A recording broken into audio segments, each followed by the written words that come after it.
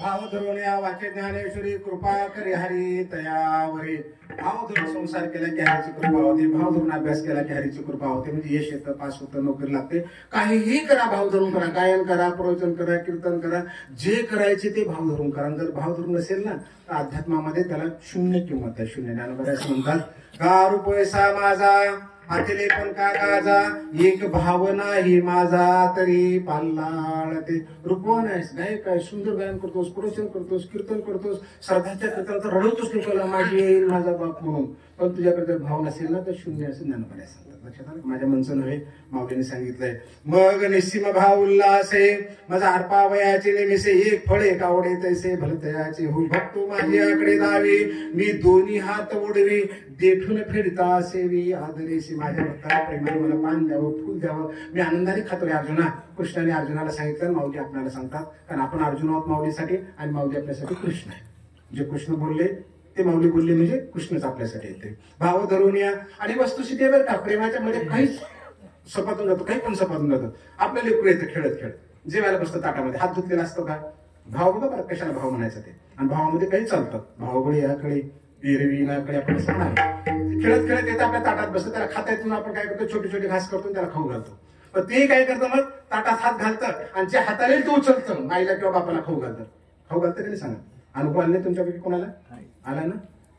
बाळक बापाची ताठी रिगे आणि बापा तीच जीव लागे, की तो संतोषीले वेगे मुखची ओढवी. ज्ञानोबा म्हणतात, हा करतो बाप, अरे त्याच्या हाताला शिंबुडे मिळकुडे, बघ ना, हात धुतला नाही ना, खाण्याचे पोट उचलले, त्याला कळत नाही ठेसा कशाला म्हणतात. जे आलं ते उचललं, पण प्रेमाने खाऊ घालतं. काय म्हणतो, हा अगं बघ बघ सोन्या कसा खाऊ घालतोय, की म्हणते हो बघा बघा कसा खाऊ घालतोय. अरे काय खाऊ घालतो ते बघ ना, काय खाऊ घालतो बघत नाही. कारण प्रेम आहे ते, प्रेम आपले भाव आहे तो. आता फिरून सांगतो उदाहरण बरं. काही ते कुणाच्या कष्टाचे होतात ना, कुणाच्या कष्ट, लेकराच्या कष्टाचं आहे, आपल्या कष्टाचं आहे. पण प्रेमाने खाऊ घालतो ना आपण खातो. आता आम्ही म्हातारे होतो, हे लेकरू तरुण होतं, मोठं होतं. अनंत माय जरा गोळ्या कमी कर, महिन्याला 5,000च्या गोळ्या लागायला तुला. बाबा गोळ्या बघा जरा, औषध गोळ्या नीट हिंदा करा, 5,000च्या गोळ्या चालत, माझ्या 5,000 रुपये गोळ्या चालत. त्याच्या कष्टाचं आहे, खाऊ वाटतं नाही नाही बाळा. आता अर्ध्या तास गोळ्या चालतात बरं का, आता मला बरं वाटू लागेल. बरं नाही वाटत, पण बेशक म्हणतो आपण मला बरं अर्ध्या गोळ्या. कारण का, भाव राहिला नाही, व्यवहाराला तिथे. काय म्हणतो तो, माझ्या कष्टाचं. अरे जेव्हा आमच्या कष्टाचं आम्हाला खरकटे हाताने खाऊ घालत होतं, ते आम्ही आनंदाने खाल्लं. आता त्याच्या कष्टाचा खाऊ घालतो, पण म्हणतं काय, 5,000च्या गोळ्या लागल्यात तुम्हाला, 5,000चं औषध लागलं, जरा कमी करा. खाऊ वाटत नाही आपल्याला, लक्षात आलं? कारण भाव संपला तिथे. देवा काय देतो भगवंताला आपण? अहो कुबेर त्याचा भांडार पालाय, लक्ष्मी त्याच्या पायाजवळ आहे, त्याला काय लिहून देणार आहात तुम्ही? पत्रम पुष्पम फलम तोयम यो मे भक्त्या प्रचिते. अरे पान दे, फुल दे, उळ दे, वाळा दे, पण कसं दे? अंतःकरणातून दे, प्रेमाने दे, मला दुसरं काही लागत नाही. एवढे भगवंताने स्पष्टपणे आपल्याला सांगितलेलं आहे. ती ज्ञानेश्वरी आपण पाहतोय. भाव धरून या वाचे ज्ञानेश्वरी कृपा करी हरी तयावरे. 2-3 गोष्टीचं स्पष्टीकरण राहिलं होतं, मी सांगितलं नाही, आता सांगतो तुम्हाला. इथं आल्यानंतर उतरल्यानंतर महाराज माझ्याकडे आले, मला म्हणाले की मध्ये दर्शनाला चला. मी मध्ये दर्शनाला गेलो नाही, स्पष्ट सांगतो, नाही गेलो मी. त्यांचं भजन चालू होतं, रूपाचा अभंग चालू होता, तुळशी हारगळा, तुम्ही त्या ध्रुपदाला आले होते, मी मध्ये नाही गेलो. त्यांना थोडंसं वाईट वाटलं असेल की असं कसं महाराज असतो की मध्ये पाया पडलं. मग मंदिर कुणाचं हे पण मला माहिती, पण मध्ये गेलो नाही. काय गेलो नाही? कारण माझे 100% खात्री आहे, इथं भजन चालू होतं. जर मंदिरात देव असेल ना, मी तुम्हाला ज्ञानोबारायांच्या वतीने वचन देतो, तुम्ही आयुष्यात कीर्तनच करणार नाही. देव तिथं नाही म्हणजे नाही. कुठे गेला मग? नसे मी वैकुंठीचे ठाई, नसे मी योग्यांचे हृदय, माझे भक्त गाती जेथे. अरे माझ्या भक्ताच्या ठिकाणी मी मंदिरात कसा बसेल? नावडे वैकुंठ, नावडे भूषण, नावडे आसन बसन काही, कीर्तने गजरी, नाचतो श्रीहरी, मन तसे सोयरी चोखियाची. चोखोबाराच्या बायकोला सांगितलं, लक्ष्मी नाही, कुटुंब नाही, स्वर्ग नाही, वैकुंठ नाही, काही नाही आवडत. भजन चाला की चालं. नामदेव कीर्तन करेन पुढे नाचे पांडुरंग. आणि तुम्हाला जर मानवराया नामदेवाच्याच कीर्तनात नाचायचं ना, आणा नामदेव महाराजला, त्यांच्याकडून कीर्तन करून घ्या, आम्ही आमच्या घरी जाऊन बसतो. अरे आम्ही कुणाच्या वतीने बोलू लागलो? नामदेव महाराजांच्याच वतीने बोलू लागलो. त्याचीच लेकर आहोत ना, मी तुकोबारायांचीच लेकर आहोत ना, त्यांच्याच वतीने बोलू लागलो ना. लक्षात आलं का? म्हणजे देव इथंच आहे, तुमच्या आमच्यात कोणाच्या रूपाने बसलेला आहे. आमच्या लक्षातच येत नाही. इथून वाट काढायची, घनघन घंटी वाजवायची, फलाना दे बिस्तान दे, प्रवचन चालू असो, पारायण चालू असो, कथा चालू असो, उघडे सगळं घुसतात त्याच्यातून मंदिरात जायला. जात जाऊ नका, देव इथे आलेला असतो, तू नमस्कार कर जा, वापस जाता बसायचं नसेल तर, नाही तर बसून ऐकत जा. कारण देव इथे मंदिरात जाऊन व्यत्यय आणत जाऊ नका. कारण कधी कधी काय होतं, पुण्यकाला जाऊन पाप पदरात पडत असतं. पुण्यात्मके पापे स्वर्गाई जे, पापात्मके पापे नरका जाईजे, माते जे पाविजे ते शुद्ध पुण्य. हे शुद्ध पुण्य खोला जाऊन अध्यात्म समजून घ्या. ज्ञानोबरायांनी स्पष्ट सांगितलं, तो मी वैकुंठी नसे वेळू एक भानुगुंबेन जसे वरी युग्यांची मानस म्हणून जाय, परी तयापासी पांडवा हरपला मी दिवसावा, जेथ नामो घोष बरवा करीती माझा. अरे मी वैकुंठात नाही, लक्ष्मी जवळ कुठे सापडणार आहे, पण हरपला कुठे सापडतो, जिथं माझं भजन चाललंय तिथं मी आहे म्हणजे आहे. म्हणून मंदिरात गेलो नाही. तुम्हाला पटलं तर स्वीकार, नाही पटलं तर पुढच्या वर्षी बोलू नका.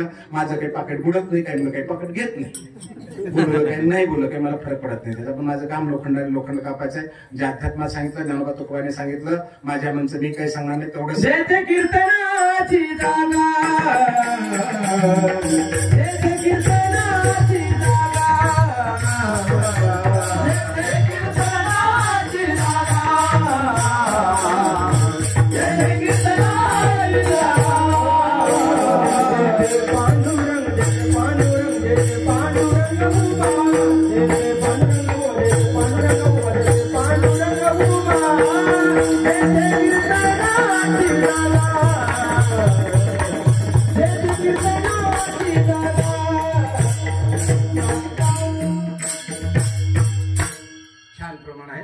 कीर्तनाची जागा, जिथे कीर्तन झाले. कीर्तन म्हणजे फक्त धोतर फेटा शर्ट घालणं नाही बरं का.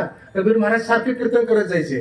रामकृष्ण हरी म्हणणं ही कीर्तनच आहे, भजन कीर्तनाचाच भाग आहे. आम्हाला डोक्यात पक्क बसलंय, धोतर घातलं पाहिजे, फेटा पाहिजे, कमरला बांधलं पाहिजे, मग त्याचं नाव कीर्तन नव्हे.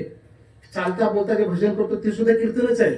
सततम कीर्तन नवी अध्यायामध्ये म्हणतात. सततम कीर्तन, सतत सतत कुठे जे बसा, खाता पिता बसता उठता कुठेही कीर्तनच आहे. तुमच्या लेकराचा अभ्यास पण कुठे होऊ शकतो बरं का. करायचं ठरलं तर बाथरूम मध्ये सुद्धा अभ्यास होतो, करावं लागतं. आता महाराज तुम्ही हसले, मी तुम्हालाच विचारतो प्रश्न. या महाराजाला विचारा तर ते स्वतः सांगतील.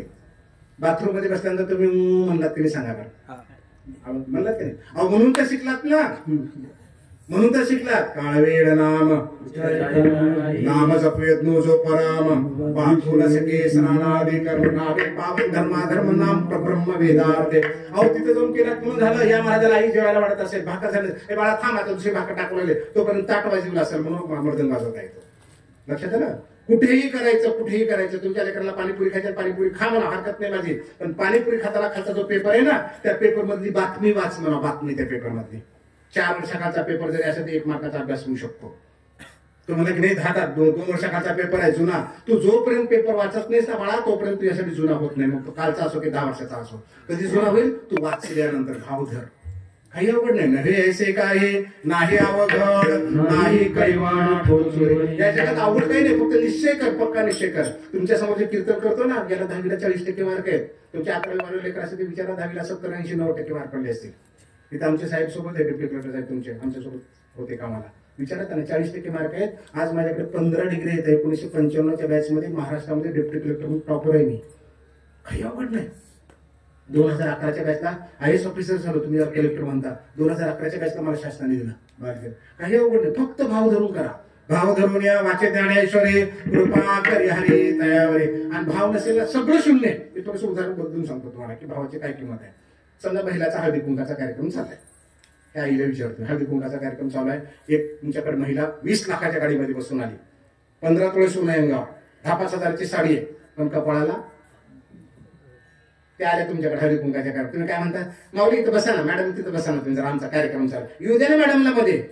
आपण काय म्हणतो, कारण हळदी कुंकाच्या कार्यक्रमामध्ये फक्त हेच पाहिजे, आमची परंपरा आहे, बरोबर आहे ना. एखादी फाटक्या वस्त्रावर आली आणि कपाळाला कुंकू असेल, तुम्ही काय म्हणा, या ना. कळलं का. जसं हळदी कुंकाच्या कार्यक्रमामध्ये कुंकाला किंमत आहे, तसं अध्यात्मामध्ये जीवनामध्ये भावनेला किंमत आहे. भाव तो असला किंवा फाटके वस्त्र असू दे, कसे असू दे. शेतकऱ्याचे लेकरू सुद्धा कलेक्टर होतं आणि दिल्ली मुंबईत असलेला सुद्धा शिपाई पण होत नाही नापासून. फक्त भाव धरला पाहिजे. फार सुंदर आहे जीवन. शेतात 2 एकर मध्ये 10-10 लाख रुपये काढणारी माणसं आहेत आपल्या अवतीभोवती, आणि 20 लाखामध्ये 5 लाख सुद्धा काढत नाहीत. आहेत की नाही सांगा बरं. भाव धरला पाहिजे. मला ठिकाणी करायचे, कारण मी तुमच्यातलं जर तू माझ्यातलेच कोणतं कुठं सांगावं लागेल ना आपल्याला, तुझं आहे तुझं पाशी म्हणून. भाव धरून या वाचे ज्ञानेश्वरी कृपा करी हरी तयावरी. स्वरूपानंद स्वामीच्या पुस्तकात एक उदाहरण वाचलं होतं मी. काही पायलाम करा, काही अडचण नाही बघा, आपलं परफी करू नका. पायला कळ लागल्यापेक्षा पायलाम करा. माझ्या कीर्तनात परवानगी, खरं सांगतो मित्र, बिलकुल पायलाम करा. कंबर दुखते फक्त खोडसाळपणे करू नका. खरोखर दुखत असेल तर पायलाम करा. कंबर दुखते तर ठिकाण 3-4 पाय वडतात, मागे घेतात, अजिबात लाजू नका. मी नाही सांगत, हे ज्ञानोबाने सांगितलंय. मनाचा मारून करिता, इंद्रिया दुःख न देता, येत मोक्ष असे आहेत सर्वनाची माझी. काय म्हणे माऊली, मन मारू नको, तुझ्या इंद्रियांना दुःख देऊ नको. इंद्रिय म्हणजे हात, पाय, कान, नाक आणि दुखतात ना, पाय लांब कर. जर तुमच्या पायात लक्ष राहील, महाराज आता तर पहिले चरण झाले, हाय 3 अजून असं करू लागले गोष्ट, माझं कीर्तन कोण ऐकणार आहे? पाय लांब करून टाक. खोकल्याला खोकलून, थंडीमुळे पोट फुगले, बाथरूममुळे जाऊन ये, ऐक ना. अहो हे सोपं, एवढंच अध्यात्म सोपं आहे. वारकरी संप्रदायासारखा संप्रदायच नाही. काय सांगू तुम्हाला, आणि काय एवढे ऐकून कुणीकडे बोलत राहायचं आणि तो म्हणायचा अहंग म्हणायचं फक्त, फोडले भांडार धन्याचा हा माल, मी तो हा माल भारवाही. अरे मग फोडले भांडार तर मुलांचं कशाला सांगतो? सांग ना तिथलंच फक्त.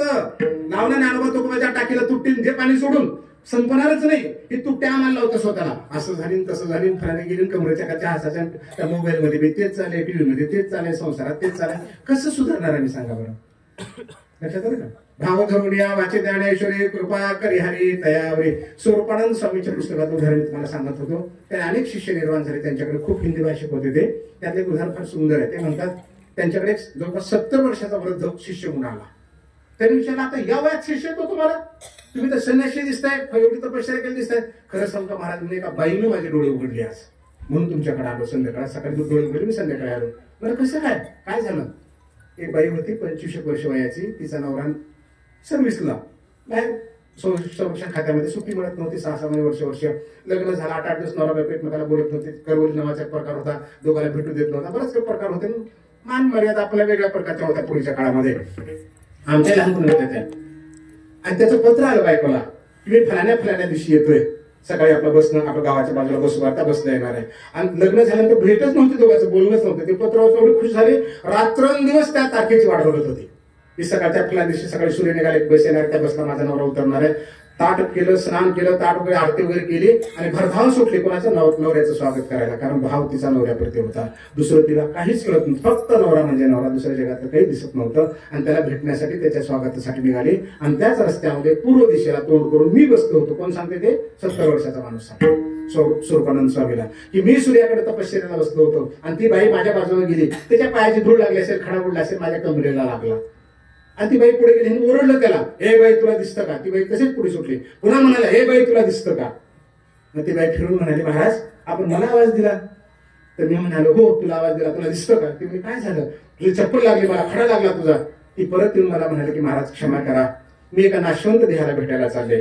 तोही नाशवंत आहे, मीही नाशवंत आहे. मला तुमची माझा चप्पल तुम्हाला लागली, धूळ उडाली, खडा लागला हे मला कळलं नाही. पण तुम्ही तर साक्षात भगवंताला भेटायला निघालात, पण तुम्हाला खडा लागलेला कसं काय कळला? कळलं? म्हणजे भाव हिचा आहे, त्याचा भाव नाहीये तिथे. 70 वर्षाचा तपश्चर्या करून तर उपयोग काय की तुम्हाला खडा लागलेला दिसतो, धूळ उडाली कळते. आणि याचं नाव भक्ती आहे का? याचं नाव भाव आहे का?